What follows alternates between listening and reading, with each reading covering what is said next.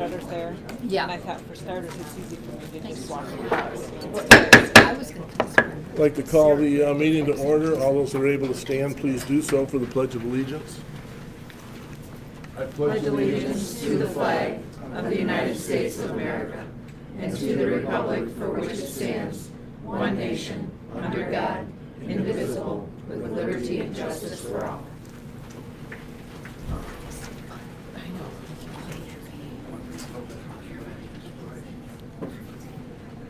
Okay, Kenzie's here, we can start the meeting.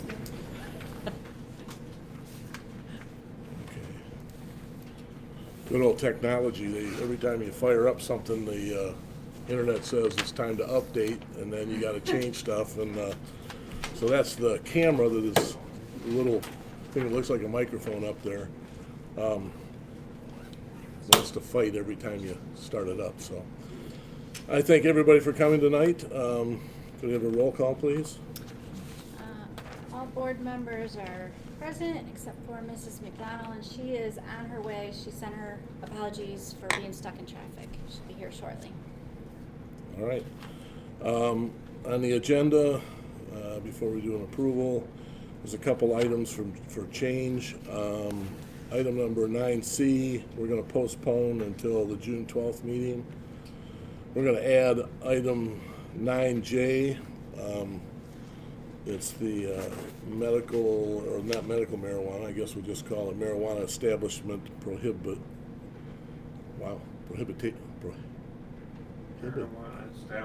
prohibition ordinance. Prohibition, there you go, thank you, Carrie.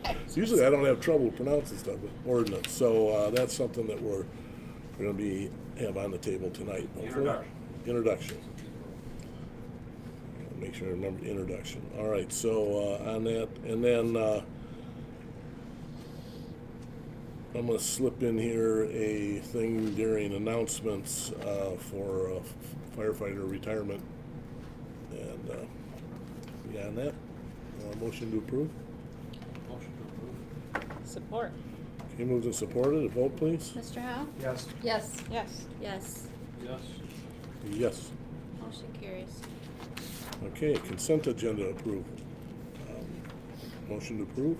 I would move to approve the consent agenda as amended. Support. Okay, moved and Guess it supported. wasn't amended. I Vote, was going to please. say that wasn't amended. We have Agenda a- was up here. Oh, okay. We're good. So We're good. You got it. consent agenda as Presented. presented. Support. Okay. All right. You ready to vote? Mrs. Chittle? Yes. Yes. Yes. Yes. Yes. Yes. Motion carries. All right, so we're at the announcement point in time, and Ken, would you like to do the honors there? I received a notice of retirement the other day from R.J. Lennis. Many of you will know R.J. because he's been very involved with CPR and first aid classes in the community as well as with our department. He was instrumental in bringing the ability for our department to provide BLS service to our community when we were able to get an ambulance. After 27 years in the department, he's 27 years in the department, plus he just took a new job in Vietnam, cardiac cath lab. It's really limited his ability to spend time here, plus time with his family, his grandkids, his kids, his wife. So he's requested to retire effective the 4th of May. If I could just read this real quick. It's my honor to recognize firefighter Raymond Lennis.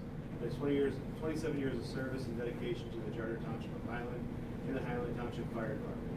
RJ had a passion for the fire service. He received his initial training through the Taylor Fire Department in the mid-1980s and then worked for the City of Inkster Fire Department. As a family man, RJ had to give up his passion for the fire service to provide for his family. RJ gained full-time employment with Ford Motor Company, where he was active with their local ERT teams, emergency response teams. RJ was hired by our department in 1990. Due to his work schedule at Ford Motor Company, he was forced to resign a year later. As the old saying goes, you can't keep a good man down. Once his schedule opened up, he returned to the department in early 1993. From that point on, RJ has been very involved with the MS training within the department, as well as CPR first aid classes in the community. February of 2019, RJ accepted a full-time position with the University of Michigan Hospital, cardiac care area. With the requirements of the new position, as well as his dedication to his wife, children, grandchildren, RJ has decided to retire from the department. Further retirement policy for the Highland Township Fire Department adopted September 11, 2013. I'd like to request a retirement check issued for the 27 years. On behalf of the Highland Township Fire Department, we'd like to congratulate RJ and Debbie on RJ's retirement, and wish you the best. Wish you and your family the best of luck in the future.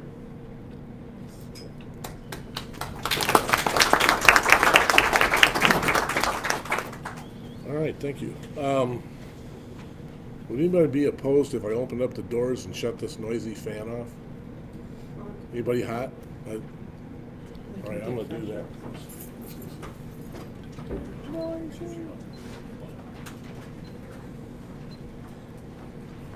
I need to shut off.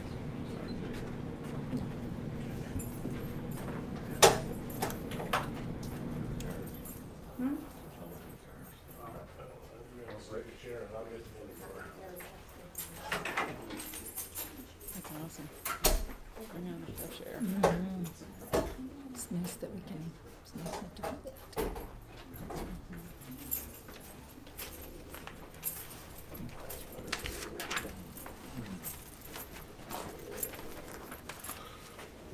Nothing like dull roar going on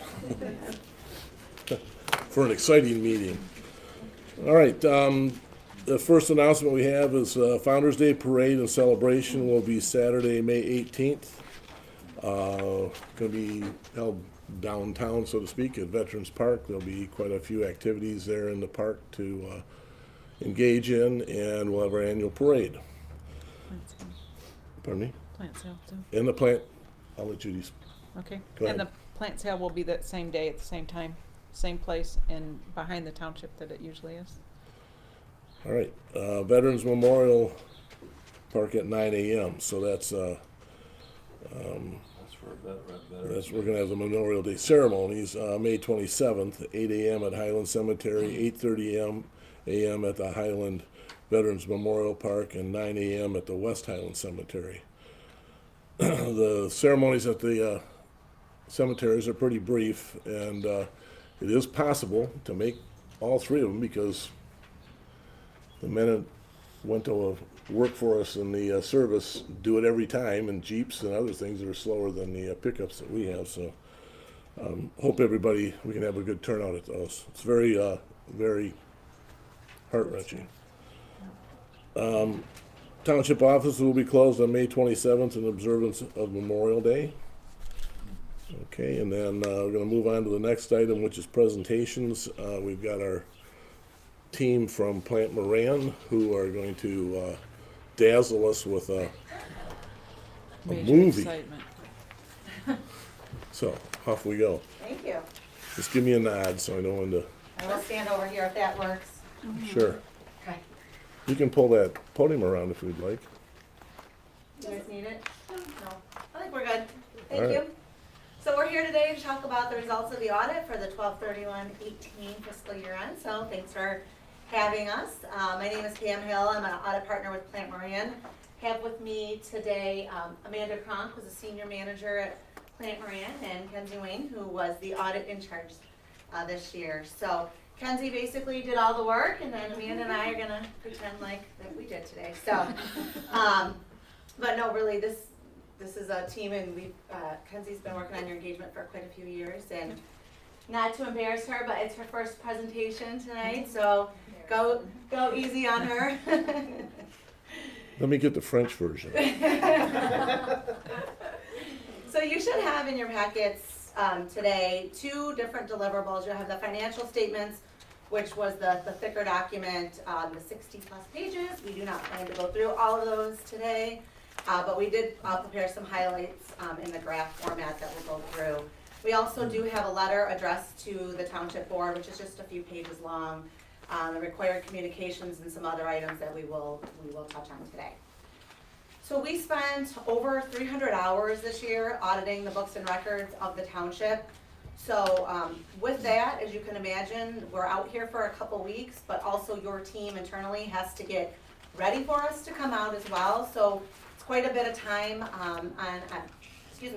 from your team. So we greatly appreciate the professionalism that we received in order to make sure the audit goes smoothly. So we just wanted to say thank you to Rick, Tammy, Judy, and Amy and Karen. Like I said, it's been a great working relationship, and we really appreciate the professionalism. We're going to talk a little bit about this today, but just to kind of set the stage, and you all know this, as a growing community, things are not getting easier from a financial reporting standpoint in the township. With all the new agreements you're entering into and things you're considering, from water and sewer to transportation to OPEB standards and new accounting pronouncements. We're going to talk a little bit later about some of the new pronouncements. I think GASB might be up to 90-ish or so. Those things are just not stopping. And so with that comes a lot more complexities and just added items for your same team to account for, not to mention different state rules and things that have come down. So just wanted to point that out as we kind of go through. It seems like when we come out here and go through the numbers, it's pretty quick, but it really is, a lot of work that your team does throughout the whole year to make sure to get us to this point. So we did want to recognize them for that. So with that, we are going to start on the numbers, and I will turn it over to Kenzie. Sure. So first, we'll kind of have an overview of the various revenue sources that the township has. The largest ones were property taxes and state shared revenue and grants, and those were 14% and 51% respectively. And that is for the general fund and capital improvement funds combined. The largest revenue source you can see is the state shared revenue and grants, and that did see a $48,000 decrease this year, and that was due to the township receiving a grant in 2017 that it did not receive in 2018. For property tax, that increased about $12,000 over last year, and that's about 3%, just generally attributed to higher taxable value overall. I always find it interesting too with townships, because I think as a resident, you think that the township runs on property tax revenue, but it's fairly clear, I think, from this graph that that's a very, very small percentage of the revenue that you have to work with, and that a lot of it really comes from the constitutional requirement at the state level. So. And then next, we can move into an overview of expenditures, also from the general fund and capital improvement funds combined. And the largest category here would be just general government expenditures, which makes up about 68% this year. That is an increase of about $93,000 or 6% over 2017. One reason for that is that 2018 was an election year, so there were additional expenses for election inspectors and other election-related expenses. That was a bigger driver of those expenditures. Next would be public safety, which makes up about 12% of expenditures, and that remained relatively consistent over 2017, about a $5,000 increase, which is less than 2% of a difference. Social services decreased pretty significantly. It only made up 12% of expenditures, and that decrease was about $60,000 or 18%. And that was largely due to grants as well, so just less CDBG grant expenses. I think one of the things too that this graph doesn't cover is just how the township came in compared to budget. And so, in looking through that in discussions that we've had with management, the township actually did come in under budget on expenditures. And so, Kenzie kind of talked about how you compared to prior year, but you came in actually almost 10% under budget on expenditures. And so I think that really goes to show the great job by your department heads, the board, in terms of being fiscally responsible, monitoring the expenses, and really kind of tracking that to put the township on the right path going forward. So, I just wanted to make sure to mention the budget piece of it. Say that one more time, please. Next one. Yep. Yeah. So this slide shows the fund balance classifications for also the general fund and the capital improvement funds. And you can see that for 2018, the assigned and committed fund balance is pretty comparable to prior year 2017. It's at about $4.8 million. And that represents funds that are set aside specifically for capital improvements and for capital related projects. And then the unassigned column, which is that orange column, represents unassigned fund balance, which, just like it sounds, can be used to address general township needs and other township projects. One thing that I like about this graph is that it shows you in total how the fund balance has increased in these two funds, and that's really attributable to the township's proactive planning and addressing legacy costs, along with, now trying to address capital needs. And like Pam said, certainly your community is growing, so addressing your growing needs as well, and your good budgeting practices. So I think all of those items in conjunction really show why this graph looks like it does, and certainly trending upward to the right. The next slide, we're going to move into focusing a little bit more broadly on all of the township's governmental funds, which are all of the funds of the township except your fiduciary activity funds. Now, this graph will show you 5 years of data, and as you can see, the sections of graphs are fairly consistent, which is great to see. I will point out one thing on the far right in the all other category. You'll see that blue bar kind of spikes up a little bit last year, and that's really just related to the contribution that the township received for the water main project that most of the expenditures were incurred last year related to that project. So that really was just a one-time contribution made to the township. So again, all of your other revenue sources have been fairly consistent. Next slide, let's focus on the expenditures, again, of all of the funds minus the fiduciary activity funds. Same concept, so there's just a few more buckets that have some deviations here that I'd like to point out. So that second group from the left, fire, so the township did purchase and capitalize this year a fire truck. So that's why the 2018, kind of that blackish bar spikes up. So you saw an increase there. Under the general government section, this group of bars actually represents your general government and public works, with the exception of your refuse collection. Again, if you're looking at 2017 to 2018, you'll see that bar does go down. Again, that is due to the marathon project and that water main project primarily being done in 2017. The other categories are fairly consistent.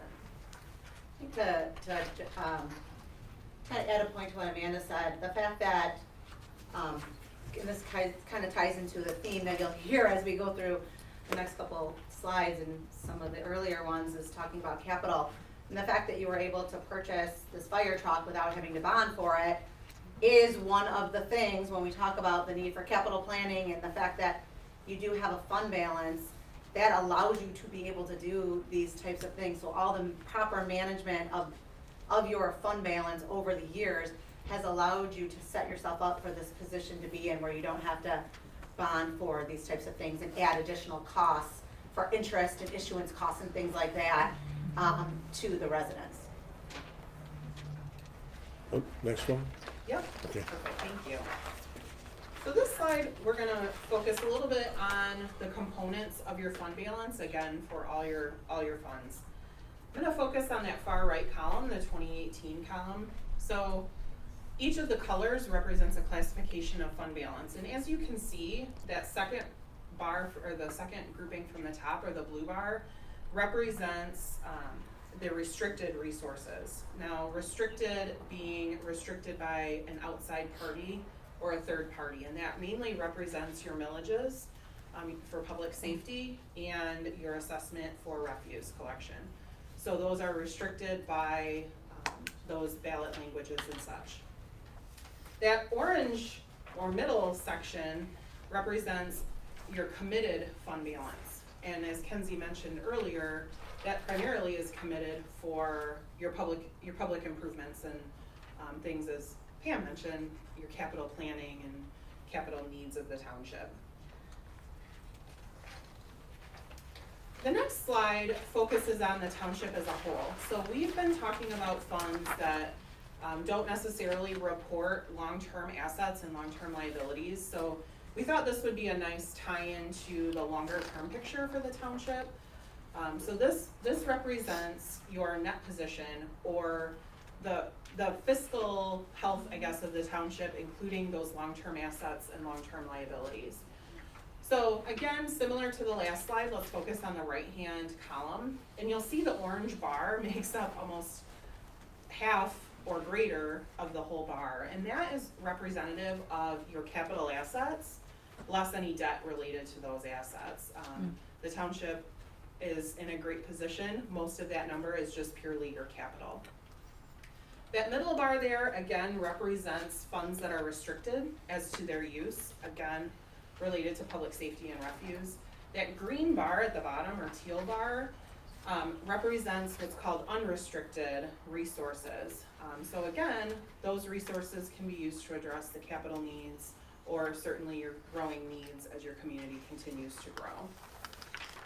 I think from kind of a high level on that last graph, so kind of piggybacking off what Amanda said, big picture, the township end of the year, and I would say in a very strong financial position. You know, you don't get there in 1 year, right? So I think it's been a lot of hard decisions, you know, over the last 10, 15 years.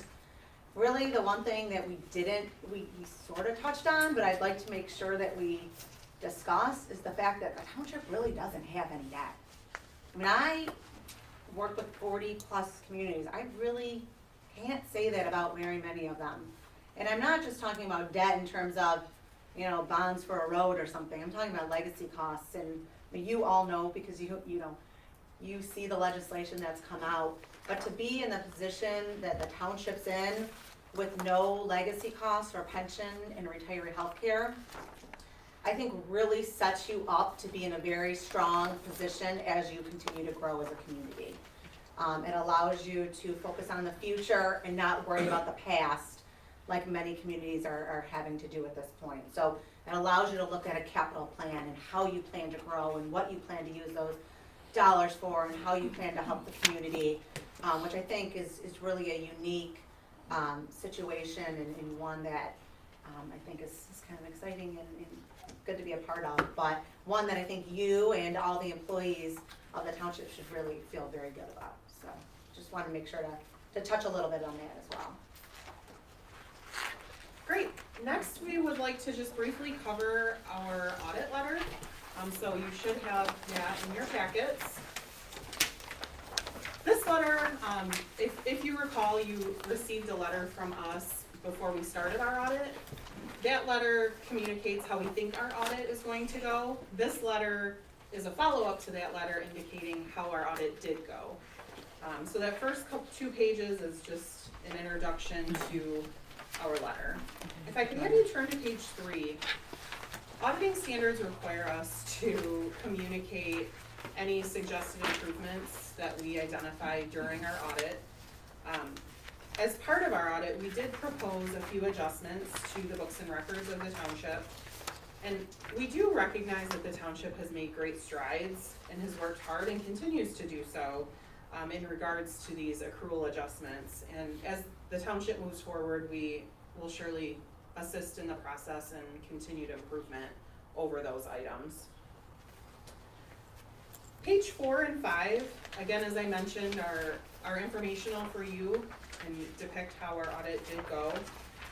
Page 4, just real quickly in the middle of the page, the transportation fund was in a deficit position at the end of the year, and I do want to comment that was primarily due to revenue recognition. So revenue is being recognized in the year you're in now that relates to activity that was in a prior year. So that is a majority of what that makes up. Will that continue the way the transportation is going, or will that be corrected by next year then? Management, if I may, has discussed and is planning to correct that moving forward. Yep. So I know the funds Again, that coming was- after, right? Yeah. Again, that was mainly due to a timing issue of recognizing the revenue. Yeah, some of it's just how quickly you're getting the funding from SMART. Yep. Excuse me, does that mean you can see where the revenue is coming, that we're not, like, not gonna get reimbursed for any of it? It was merely just a timing difference, so the township has, can recognize revenue up to 60 days after your year end. And it just came in after that 60 days, so It it's, is covered. yep. It's covered. It's like a cash versus accrual. Exactly, Exactly. exactly. It's like a regular receivable almost. The remaining pages in this letter relate to legislative items that we just wanna make sure that you're aware of. Again, this is more informational, for you to peruse at your leisure. I did wanna point out one item on page 8. Pam mentioned a little bit earlier that the GASBs haven't stopped and the new accounting pronouncements are not slowing down. The township will need to review and perhaps adopt some of the components under GASB 84, which will focus on the fiduciary activities. Again, we will certainly work with the township to make sure that that's adopted and all considerations are made.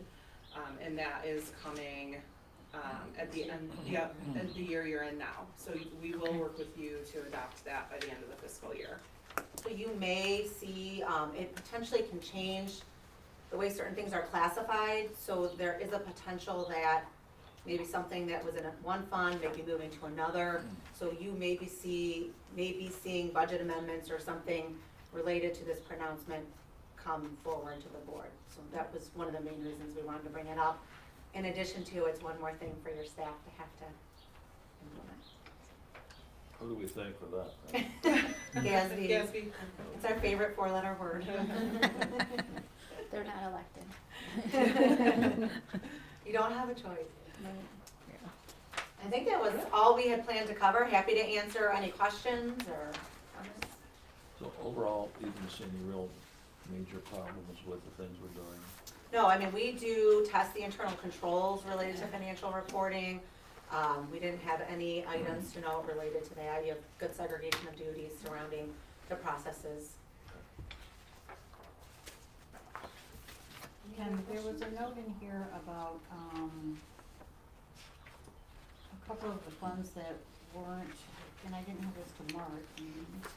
Page 3 at the bottom here, is that, I think, might be what you were referring to.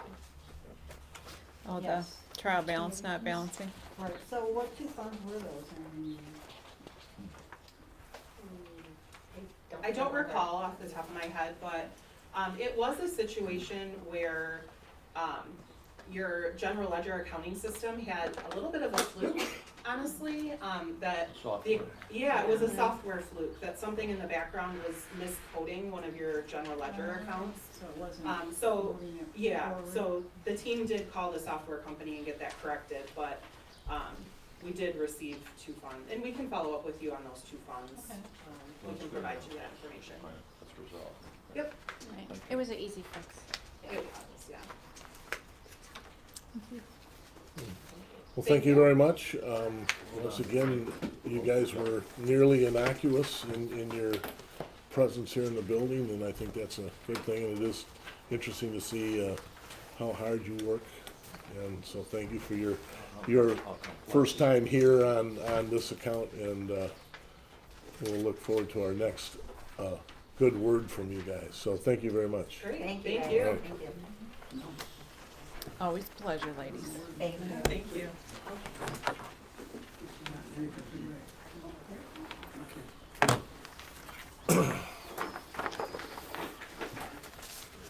No, you guys have to stay for the whole thing. It's not fair. Good night. Oh, that's right, we pay them. Go home.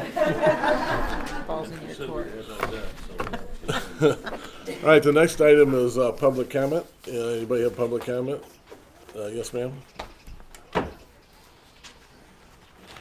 My name is Denise Lavasser. I live at 3280 Lakeview Drive in Highland. I am the president of Beaumont Seven Harbors White and Duck Lake Association. We own 23 different outlots. There are 400 or more members of our association. On the 23 outlots and parks that we own, we have boat slips, approximately 36 boat slips. And we have had these boat slips for many, many, many years.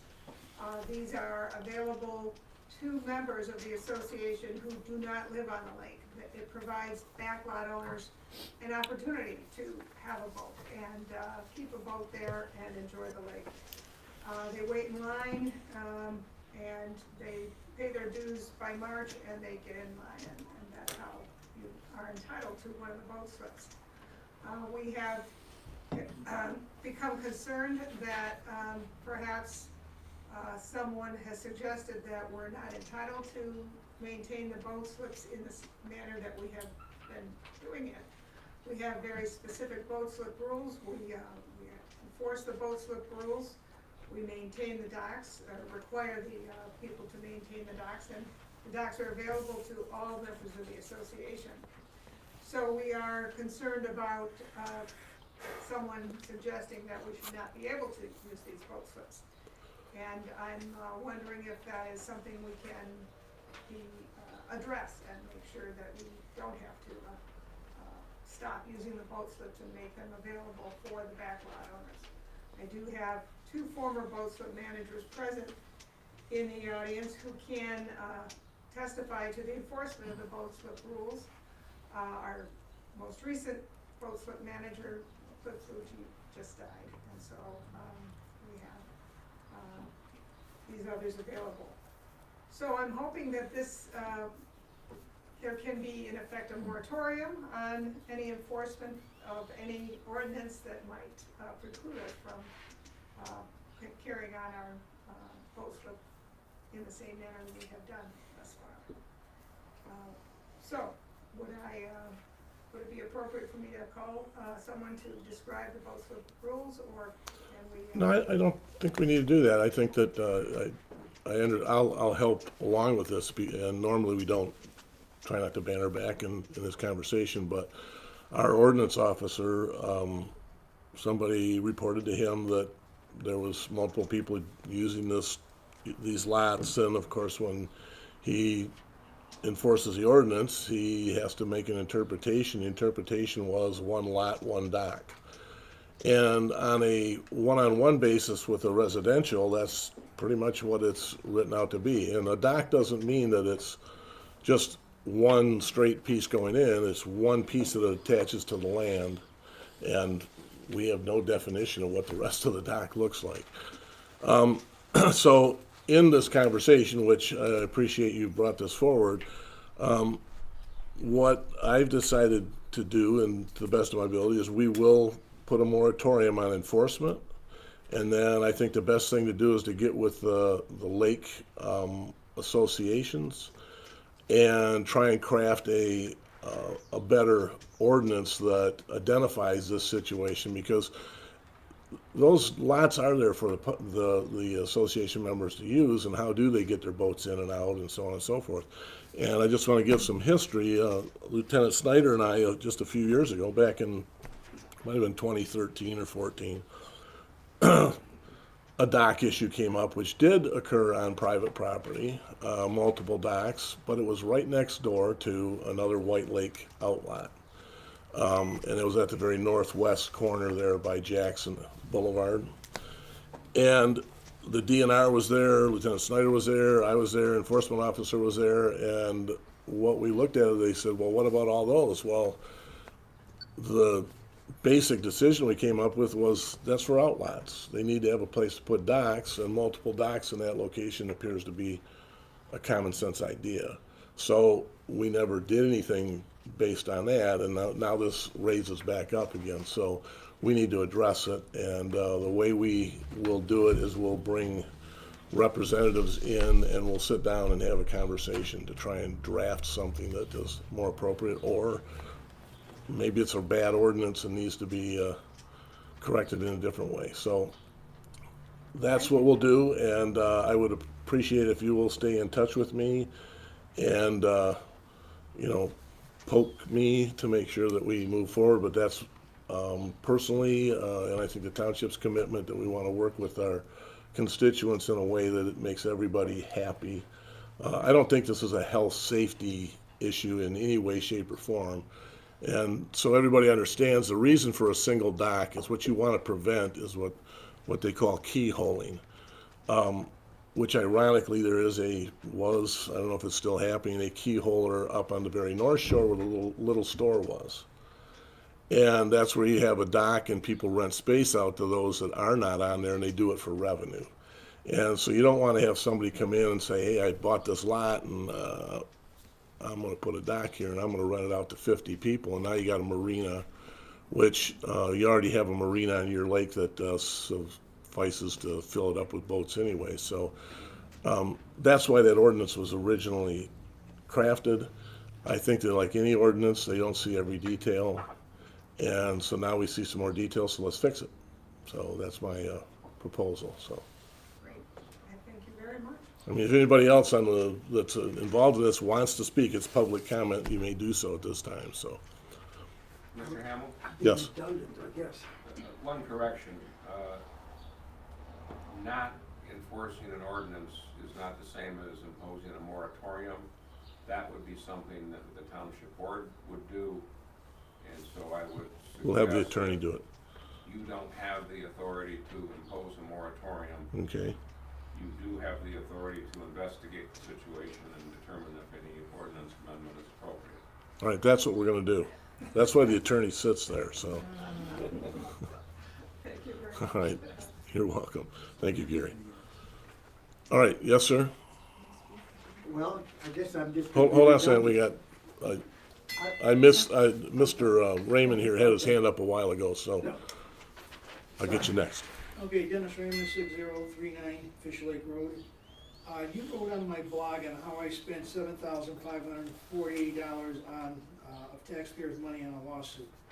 So I'm here today to address that situation, and my first items are that my attorney sent 3 emails to Paul trying to address the situation before anything else happened, and that so we could at least talk together, the 2 attorneys. However, Paul never answered any of these, along with the phone call. So, and then I turned around and had an affidavit that Paul tried to get me to sign, which I told him that I'm not going to sign, because I know at one of the meetings you had also said that you had seen the same thing that Stockton was doing. Lisa had also been there to his house and wrote me an email that she's seen all kind of stuff. Yet neither one of you signed the affidavit, so I didn't either. I didn't sign it. Okay, the third thing is that I hired a drone service to take pictures of the property. And again, I turned around and sent, or called Lisa and said to her that I had these pictures, and she said, well, we want to see them. And then she told me that, I said, well, I don't have them, my attorney has them. So 2 days later, okay, she writes that we decided to go through our attorney, and that he would keep you informed. Never heard a word from Paul at all in regard to this. This was before we even discussed anything about going to court. All we wanted to do was settle it. Somebody here, or you or the other attorneys, apparently told Paul not to answer anything, which then leads to believe me that you guys wanted me to go to court. So then my attorney turns around and sends an email, or no, you, excuse me, you, Mr. Hamill, sent something and said, you have your attorney go and just take him to court. Well, my attorney went back and said to me that, well, if they don't want to do anything, I guess we'll have to take him to court. So at this point, we didn't want to do anything. So then, when we went to court to issue a writ, we obviously lost, okay, which is no big deal, okay, because I had another suit going with unwanted autos. We knew that we only had about 10% chance of even making it through there, because the judge said, you guys tried to do something, but you didn't do everything. So he threw that case out. In the court documents here, Highland alleges that it has attempted to enforce its general and zoning ordinance against Jeremy based on zoning ordinance in violation for more than 12 years before the lawsuit. 12 years I've been dealing with this, and it's still, well, I finally won. I took the same information based on this, and I won a huge lawsuit against him. But it took 12 years before anybody did anything. All right, thank you very much. Your 3 minutes is up. Appreciate your comment. Excuse me, other people have had more time. Last week you gave Hoffman 5 more minutes. So, you wanna play that game? All I got is one more comment, okay? You gave Hoffman, your friend, now you're denying me the extra time? I don't think so, okay? So I'm just Mr. telling you. Raymond, you were No, you're requested discriminating. 3 minutes. I'm not discriminating. I have the right to do that, and I'm Okay, then asking why you to did you sit give down. Hoffman 3 extra minutes? Mr. Raymond, Fine, this is what we get from the township, okay? Your friends take care of everything. Lieutenant, would you take care of him, please? That's right, next month. I have more. We'll be waiting for you. Yep, you will. Thank you very much. Yeah, you like to discriminate. Dennis, enough. Okay. Okay, next item. Any more public comment? I'm sorry. Mine's just redundant, and you're gonna put it on the back burner, so we'll just let it go. Put it on the back burner. You might as well make your comment. All right.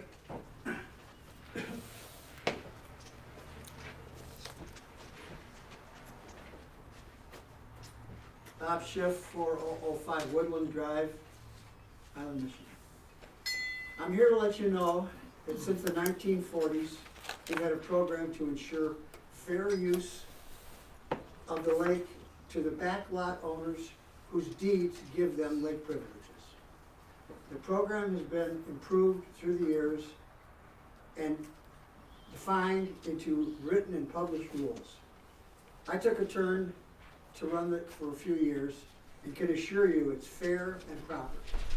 We have a well-organized waiting list that moves quite rapidly between residents who move and don't pay their dues or don't maintain their docks or other safety rules.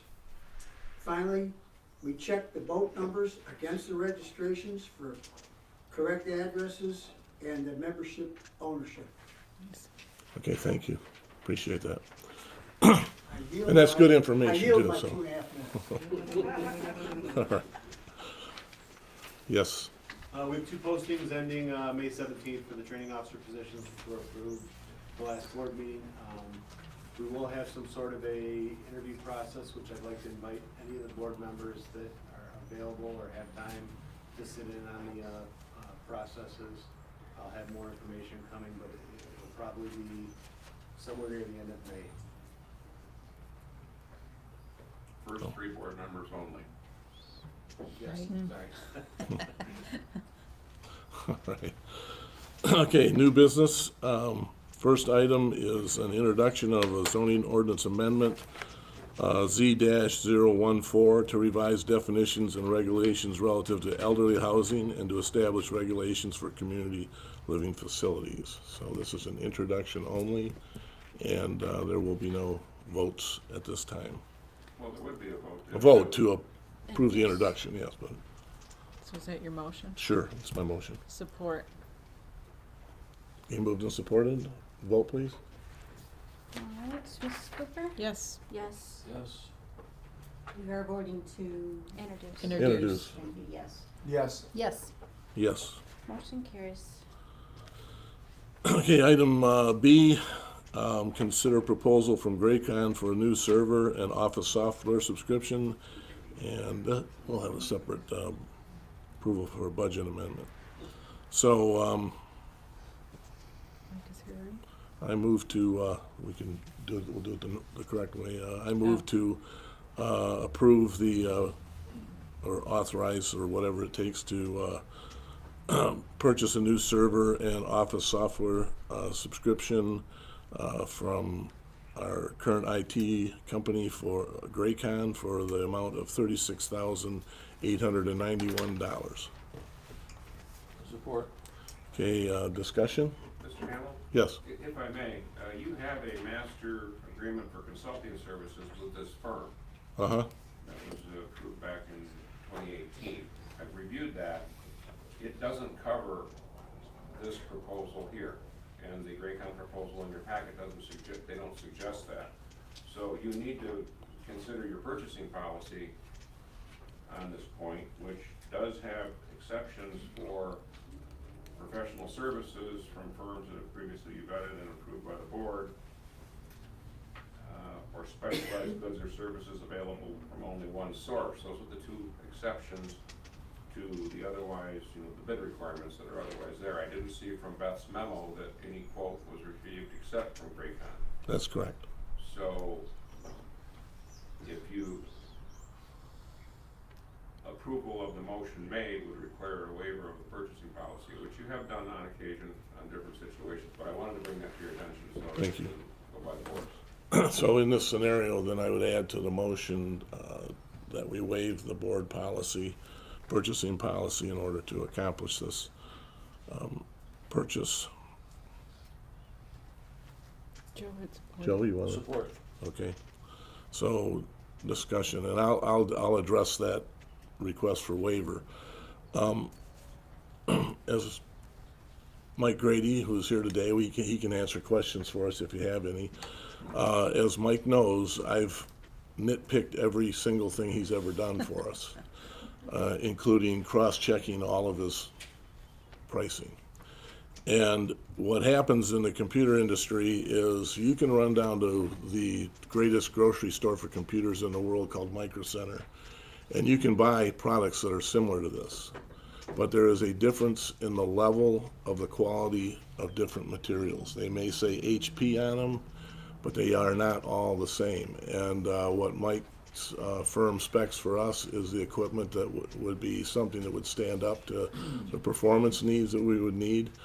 One of the issues that we have with IT is that for some reason it changes so fast that you can always believe that it'll be good for another 5-10 years, but in reality, it's outpaced itself so fast that we can't keep up with it. So the server we have doesn't want to keep up with the requirements that we've put on it, doesn't have the memory requirements, doesn't have the storage requirements, and by the time you pay to add them to what you have, you end up in just exactly the same spot where you have an old piece of equipment. So if anybody has any questions about what we're doing, so the other element we have is that Microsoft has that handy little thing that they no longer support Windows 7, so you had to go to 10, and then 10 has its, who knows what's next, but anyways, we need to get everybody on board with that, and with our Office software subscription. It used to be you could buy the software and it was good until you threw the computer out. Now it's a subscription, so you have to continually pay out for that. So that would be handled as a part of this. So Mike, you have anything you'd like to add to that, or? Just some of the, further your point, Rick, some of the infrastructure or the switching equipment and the network equipment the township's using is 7+ years old. Shelf life typically is somewhere in the area of 5 years. So the township has gotten its money's worth in terms of some of the switching equipment. And as you said, the server that you're operating with is not upgradable from the next operating system version level, which is the latest from Microsoft. So it can't, the current server can't even be upgraded to support the additional software, the newest software versions. So that will represent within the next 12 months a security risk, just in terms of it won't be patched anymore or secured from Microsoft standpoint or VMware. So the reason is aging, and this is a recycle, this is a cycle that IT and everybody that adopts IT infrastructure finds themselves in. Is every 5 to 7 years you have to invest. So comment. Yes. The reason I support that is because it's the backbone of our operation. Okay. Absolutely. If it fails, we're going to be in big trouble, and we're spending a lot more money if we don't keep it up. I'm on the building committee for the schools, and they're putting together a complete new backbone technology to upgrade all the schools. So I think it's a necessary expenditure, and we don't wait till the car runs out of gas to do something. So I just wish I had invented the IT thing altogether. I mean, what a deal. Yes, sir. I'll allow a The only comment. question I have is, I know 7 is done, they're not gonna support it anymore, but 10's been out for maybe 3 years. Yeah, we've updated everything to 10. We have all new computers. So how long is 10 gonna be good for? Ask Microsoft. I mean, if it's already 3 years old, Yep. is there another They're not the only company out there. Well, the schools have gone to doing everything with Google Docs, and it saves a tremendous amount of money, but we have the problem that we interact with other government entities, and they're all locked into Microsoft. So for us to go to Google Docs, we're gonna have stuff that won't work. All our tax stuff, everything we do that's financial and interacts with the state. And most of your business software has Yeah. to be interactive with Microsoft Right. base. I want to finish my comment. Yes, sir. The other reason for support is that if we have a good relationship with an existing supplier, it sometimes can be havoc to change suppliers. So as long as they've been serving us well, the other reason I want to support that, so. Right. I have a comment. Yes. I did have a chance to talk with Beth extensively on this issue because I was curious about the reason for waiving the purchasing policy, and she again supported the fact that when we have a contractor to support our IT, we need to have equipment that they are wanting to work with, and because we have a good relationship with our IT supporter, we want to work with equipment that they're comfortable with. I can give you the perfect example of what goes wrong, and that's we put in a voice over internet phone system. At the time, was somewhat new. I mean, and everybody made the assumption that you can just plug it in and it'll go, and it takes low bandwidth and all these other things. Well, we plug in the phone system and it starts screwing with the switches and the server, and then the phone system supported by a different company, and then we've got our IT company and our phone company blaming each other, and I had to step in between and pull all their cables out and say, nope, you get these cables and you get these cables, and eliminated that. But we have no problems with our internet, and the phone has had its bugaboos for quite a while. It's still highly efficient in terms of cost, but I think it's kind of like when Microsoft first started. A reboot on a computer was nothing. Oh yeah, reboot. Well, it's just aggravating when you're on a phone and that happens. So. Any other questions? Yeah. Any other questions? Any other questions? Okay, let's. And as you heard our auditors today, we've done a very good job of being fiscally responsible, and this is another element of being fiscally responsible, to make sure that we don't screw up and spend the money in a way where it goes afoul later and everybody pays. So, on that note, vote please. I vote yes. Yes. No. Yes. Yes. Yes. Yes. Motion carries. Budget amendment. Now we need to do a budget amendment for that, and that is on 135. Okay, so Tammy, you want to make a motion for that one? My voice is going. I'll move to approve the budget amendment as presented to allow us to spend the money for this server that we just approved. Support. Okay, moved and supported. Vote please. Mr. Salvia? Yes. Yes. Yes. Yes. Yes. Yes. Yes.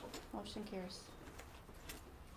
Okay, next item is item D, Resolution 19-18 to authorize placement of signage for Chill at the Mill event. I'll make that a motion. Support. Moved and supported. A vote please. Mrs. McDonald? Yes. Yes. Yes. Yes. Yes. Yes. Yes. Motion carries. Okay, item E, just for clarification, you see two fireworks things in here. In previous years, the fireworks on White Lake were all handled by White Lake Township. And White Lake Township realized that the barge sat on the Highland side of the line in the lake. So they said, we're not going to deal with it, so it's your baby. So we have to approve the pyrotechnics that occur there. So that's why you'll hear two things here. So my first one is item E. I move to approve the application and issue of fireworks permit to Ace Pyro LLC. Support. Okay, moved and supported. Ready to Vote please. Mr. Howe? Yes. Yes. Yes. Yes. Yes. Yes. Motion carries. Okay, the next item, and this is for White Lake, so we're thinking about you guys and your fireworks display too. So I move to approve the application and issue fireworks permit to Gen X Pyrotechnics. Support? Moved and supported. A vote, please. Chairman, Yes. the name of that company has an ink at the end, Oh, Inc. and I would have your motion be subject to that company providing a proper hold harmless agreement. It's here. I Just, expect that. just arrived this afternoon. All right, so include the word or the ink. Comma ink. Okay, the next item, G. Wait, you didn't vote on that. Oh, we got to vote. I'm trying to move it. Vote, please. Mrs. Chenoweth? Yes. Yes. Yes. Yes. Yes. Yes. Yes. Motion carries. Okay, next item, I guess I'll do the motion, it does move it along. I move to award the bid for senior annex roof replacement to, yeah, let me get there here, sorry about this. Trying to do it all digitally here, so. 175. Speed up the motion and slow it down. 170, 166.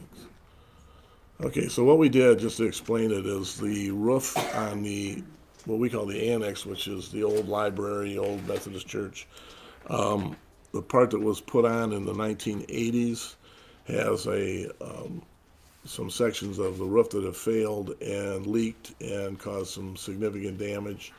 And reviewing the roof as a whole, ironically, the oldest part of the building, the roof's in the best shape. So we do get this paid for by CDBG money, which is grant money. And so we put it out to bid to completely replace the roof, meaning taking the plywood and everything off and replacing that as well. One of the rationales behind that is that when the building was built in the early 80s, somebody was a little lax, I think, on inspecting to see the quality of some of the work that was done. And if anybody recalls, the ceiling fell down and just about took me out and the art director over there, literally. And that was because of not enough nails and like one nail every 2 feet with glue. And then the lights were hung on the drywall and not on the wood. So the suspicion is that if that's the way they did the drywall, I wouldn't be surprised if the plywood's put down the same way. And it's aged enough where it should be replaced so that we don't have to be looking at this for another 50 or 100 years, hopefully. So what we had is we put it out for bid. We got 2 quotes, one from Weather Seal Home Improvements, Inc. for $28,800, one from KJP Roofing and Maintenance, LLC for $42,500. I put it in front of our building official, and I also did an analysis on the cost, and the $28,800 is well within reason. The $42,500, I don't know what they're going to do for that money. So the recommendation is I'm going to make the motion to award the bid for the senior annex roof in the sum of $28,800 to Weather Seal Home Improvements, Inc. Support. Okay, Joe, support. All right, vote please. Mrs. Cooper? Yes. Yes. Yes. Yes. Yes. Yes. Yes. Motion carries. Is that the furnace or the? That's the fan, that thing is whacked up. Got the door open.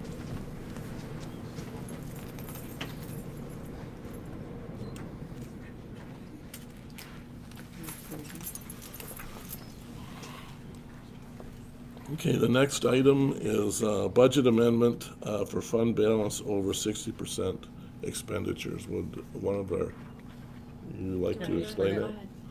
Our fund balance policy says that in the general fund, we maintain a fund balance of between 40 and 60% of our budgeted expenditures. So this budget amendment is to move the money to capital improvement, right? in excess of the 60% as a result of the audit. So I would move to approve the budget amendment as accepted. Or- Discussion? We need a second. I'll We need a support that. second. What's Okay. the amount of this? $1 million. Even what they do? Yeah. Okay, now. I see it. All right, so, She had a question? question? Discussion, no, well, I just wanted to say that I did have a community member call me about this item and suggested that if we do have money over, that we should give it back to the taxpayers. And I told her that I would be glad to bring that forward to the board, her suggestion and her comments on it. Okay.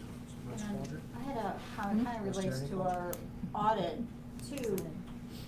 You know, it surprised me to see that we were almost $800,000 off in budgeting. So we're off $400,000 in estimating revenues and about 400 the other way with expenditures. And that's a huge number to be off, $800,000 in one year's budget. And I think going forward, I'd like to see us take a look at not charging that 0.6 mils if we don't need it.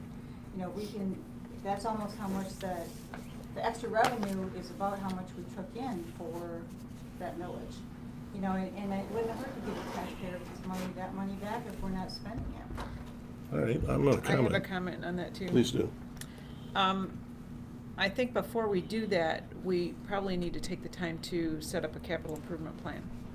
This building is old, it's fallen down every other day, there's something wrong with the building, and I think, again, it says a lot for our community that we have money to put into something like that, and so I'd definitely like to see some kind of an upgrade to the building, for sure, and I'd like to have a conversation as a board or as a committee at minimum to set up some kind of a capital improvement plan going forward, to maybe set something up for the next 5-10 years to see where we're going and what we need to do to maintain the assets that we have. My comment would be, you know, if we have a good year, we may have a bad year next year, or something may change. So I think we can't just say every year we have an excess we refund. Maybe we set up a formula that says if we have 3 years in a row and we reach some amount divisible by the property owners, it comes out to $10. You know, we're going to send back $2.67 per resident. You know, it should be something logical, but. Well, that's what I'm saying, when we do our budget this fall, don't charge that whole millage if we don't need it. You know, you've got extra from last year, you know that's already there, you know.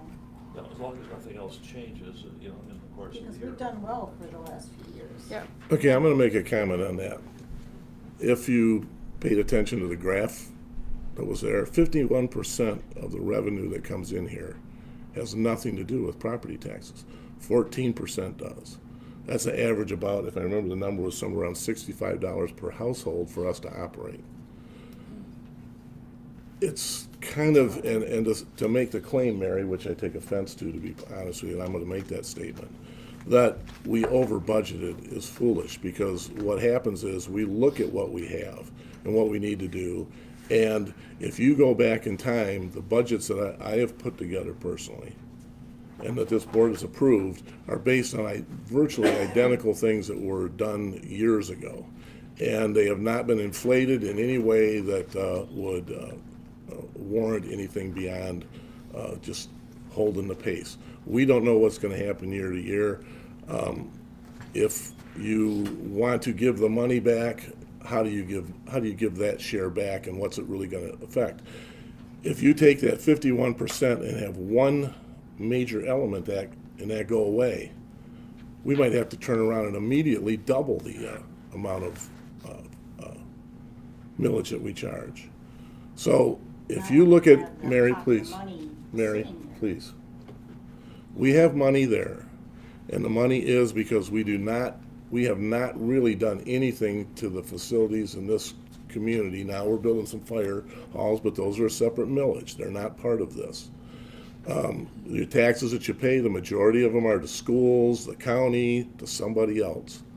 And I think that the insinuation that we should give money back is not that I don't think that the community doesn't deserve the consideration, but we appreciate how we can keep it at the minimum that we have for as many years as we have. And I'm going to say something else about this. There's something potentially to come forward, just to give you an idea of the net effect of this.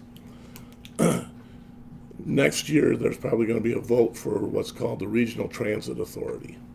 If that vote goes through, and even if Oakland County votes against it, and the other 2 counties vote in favor, we will be shoved a 1 mil or more, and maybe up to 1.25 mils. That's 3 times what you're paying now, and you'll get nothing for it, because it's about a bus that won't be here. So think about that when you think about comments of let's give the money back. That's the money you want to give back, because you're not getting what you pay for. You get what you pay for here, because what we've done is we've said we're going to only ask you for 14% of the cost of this operation, and the rest we're going to go after other ways, and that's what we do. We do things like when something doesn't work in this building, and I think that something could be done to save some money, then Mr. Supervisor jumps on the roof and figures out what we need to do, and then figures out how to save the money. We've saved your tax dollars for you. But think about this in those terms, that we've done other things to make sure that we can keep that number low. And that's what we've done. Other communities, Waterford Township is in horrible shape. They are being taxed to the moon. Their government is in horrible condition from the standpoint that they can't levy any more taxes. But they got payments they got to make. That's one of the communities that they're talking about that are in trouble. We're not in trouble. We're doing a good job. And the irony that we didn't spend all the money just shows you that we were doing the job that we were put here to do. And in thanks for that, I want to thank everybody for committing only 14% and only 0.6 mils, and for not coming up and lynching us on a regular basis because you want your money back.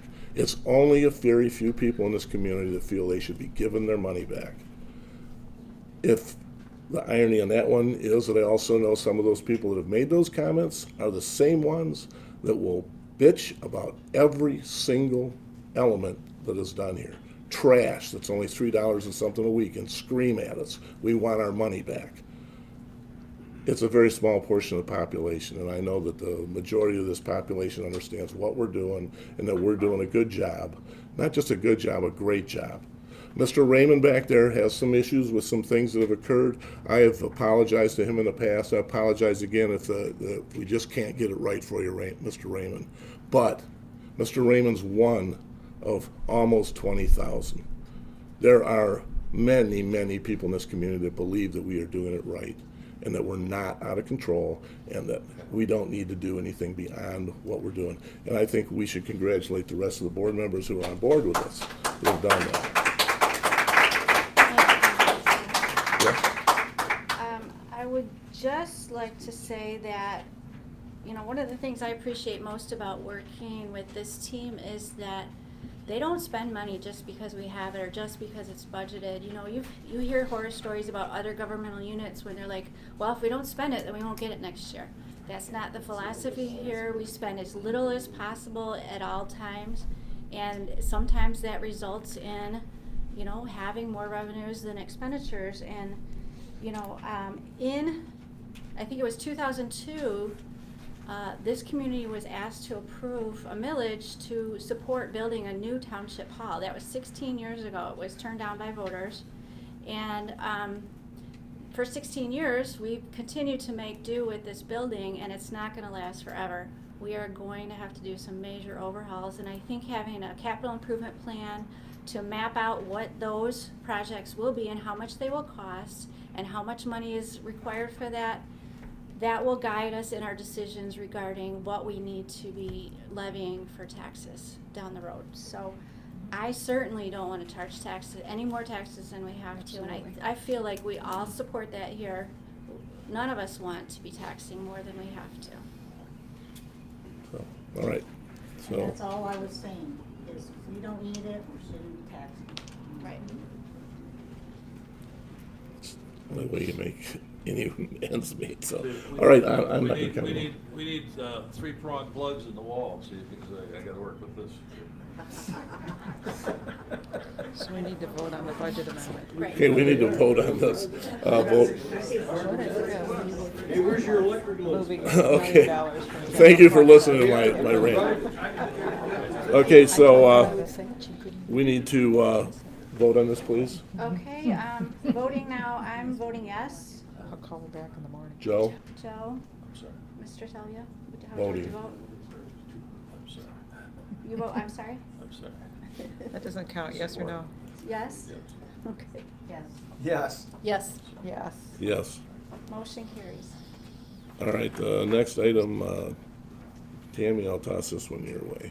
All right.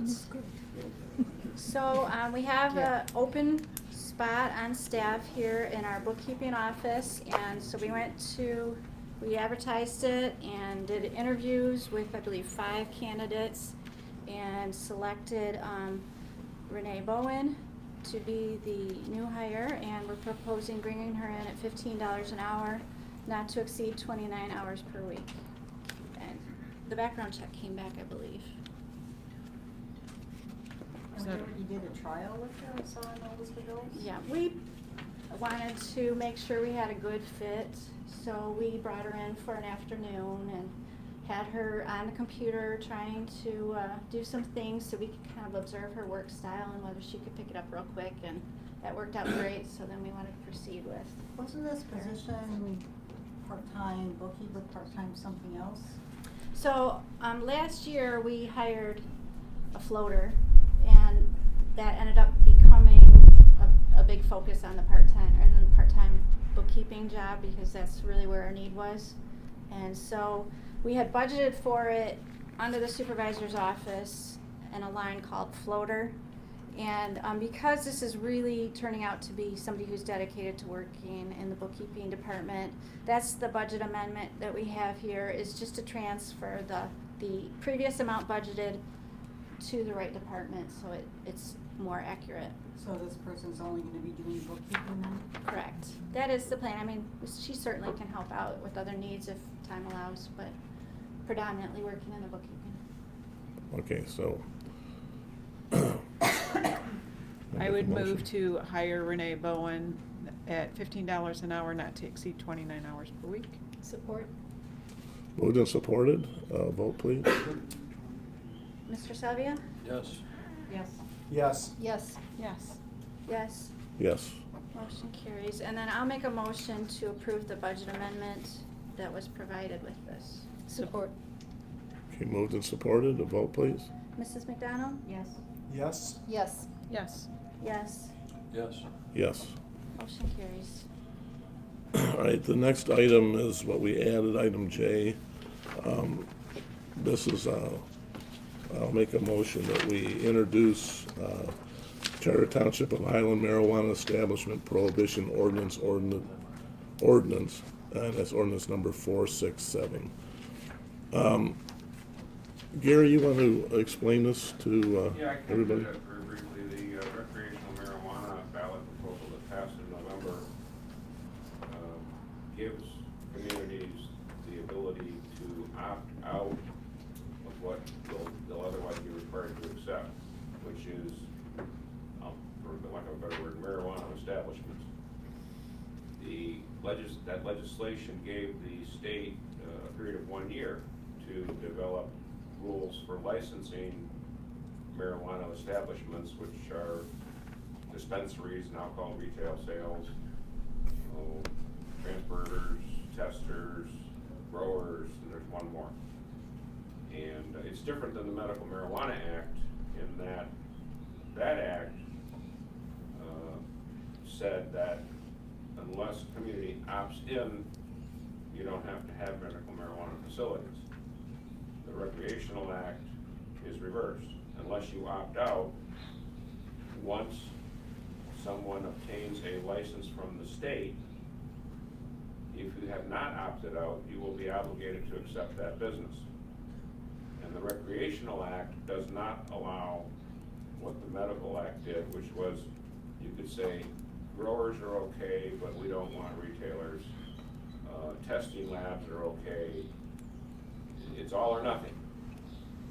And the statute gives the municipality the right to either do an absolute prohibition, which this ordinance would do, or alternatively, to limit the number of establishments that you're going to allow in your community. This is the first time I've seen the state act quicker than the legislature allowed. Quite an event. The indications are right now that the administrative rules to implement this act are expected to be issued by the Department of Licensing and Regulatory Affairs in June. Now, those won't be effective immediately, but once those rules are effective and people get a license, if you have not said we don't want anything, then you will have that business in your community. If you opt out right now does not mean that you can't later change your mind. Many communities, in fact, have been waiting to see what the state's rules were going to look like.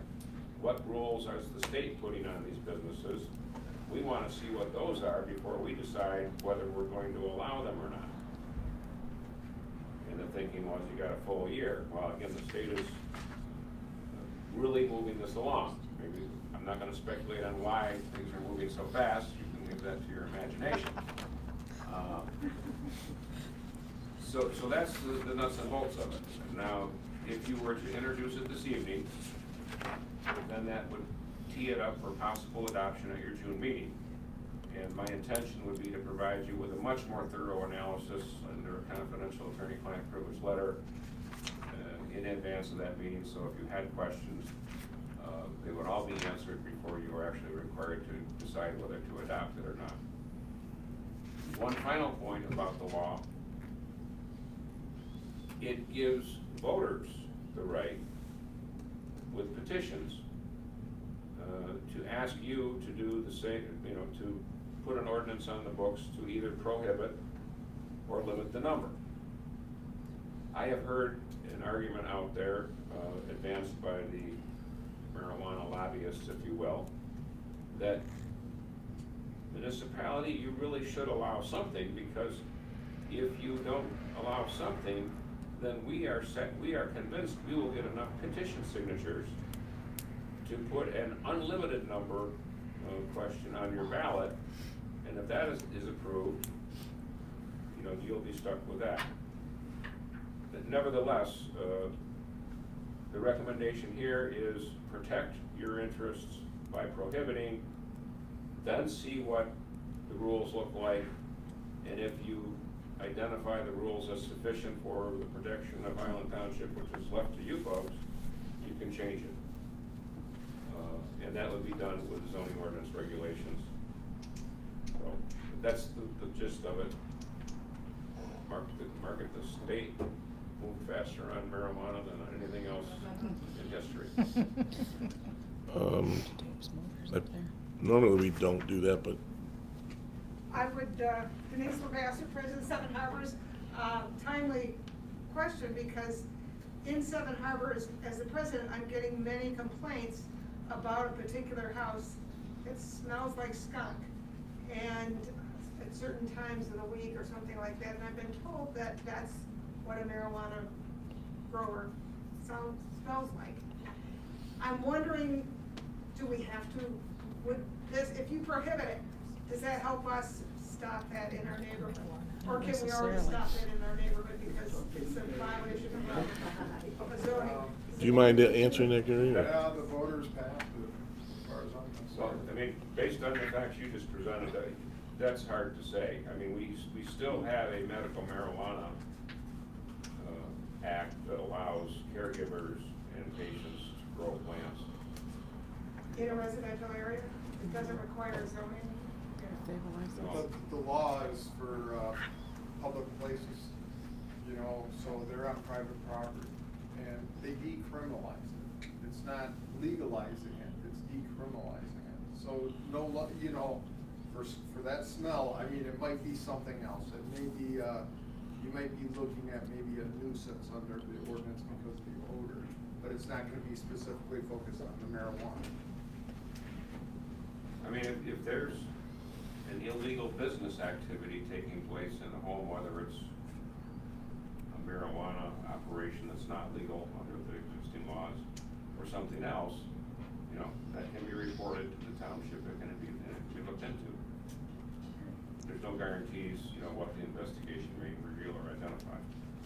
It could be a perfume factory and they're harvesting skunk stink, Or a skunk- or a because skunk they do factory. use it for that, but, Skunk well, family. I appreciate you bringing it up at this point, but at any point, if somebody has a suspicion of something that doesn't seem right, call us. I mean, that way we can actually do something. We find a lot of things out where people really should have called 911 or called the police or called us through Facebook.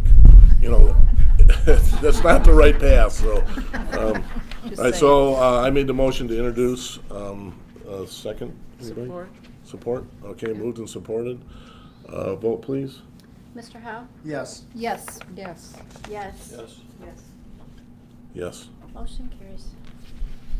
All right, the next item is time where you guys can get up and go home because you won't want to wait around for this because you won't get an answer to anything. So I'm going to make a motion to go into closed session to consider acquisition of property. Support. Okay, moved and supported. Vote, please. Okay. Mrs. Chenoweth? Yes. Judy? Yes. Yes. I'm watching. Thank you. Yes. Yes. See All all right. of you at the Founders Day. Yep, you will. Thank you, guys. And Appreciate Memorial it. Day. Yep, you will. And thanks again to the chief for showing up in our VFW. Sure. And watch out for this guy. I saw your thing that you put I'm here to out. serve the township, no charge. We're being served. Thank you. Thank you, Gary. Okay, so let's go in the other room. Thank you. Change them. All right, we'll call the meeting to order. Gary, would you like to read Yes, closed? I'd recommend the board consider the following motion. To have the appraiser on parcel 1 finalize her appraisal report for 5 acres and authorize the supervisor to submit a good faith offer to purchase prepared by the township attorney to the owners of parcel 1 for the appraiser's valuation as discussed in closed session. So moved. All right, I'll support. Vote, please. Mrs. Cooper? Yes. Yes. Yes. No. Yes. Yes. Yes. Motion carries. All right. Meeting adjourned.